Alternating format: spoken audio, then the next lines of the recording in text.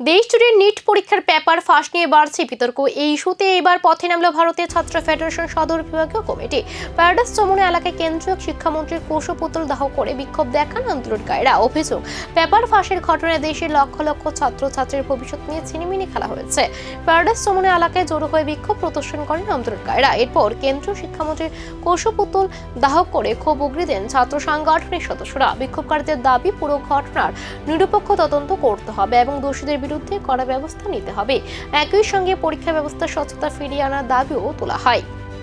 ছাত্র ফেডারেশন সদর বিভাগীয় কমিটির উদ্যোগে সারা ভারতব্যাপী যে দুর্নীতি নিয়ে এখন সবার মুখে মুখে রওয়া উঠেছে, সেই দুর্নীতি হচ্ছে এনটিএর এই যে ইউজি নেট যারা পরীক্ষার্থী আছে তাদের ভবিষ্যৎ নিয়ে যে ছিনিমিনি খেলা শুরু হয়েছে বিগত 2024 এবং এবছরও 2026 সালে পেপার লিক করে বিজেপির নেতৃত্ব, বিজেপির নেতা পয়সা খেয়ে যেভাবে ছাত্রদের ভবিষ্যৎকে অন্ধকারের দিকে ঠেলে দিয়েছে, আমাদের সংগঠনের ডাকে সারা ভারতব্যাপী আন্দোলন কর্মসূচি চলছে। বিজেপির ন্যাক্কারজনক ঘটনাকে ধিক্কার জানিয়ে আজকে আমরা এখানে ভারতের ছাত্র ফেডারেশন সদর বিভাগীয় কমিটির ডাকে এই কর্মসূচিতে আমরা সামিল হয়েছি।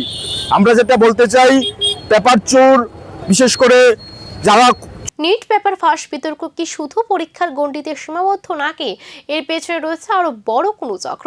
দেশ জুড়ে বাড়তে থাকা ক্ষোভের মাঝে এবার প্রশ্ন, এই আন্দোলন কি আগামী দিনে আরো বড় আকার নিতে চলেছে?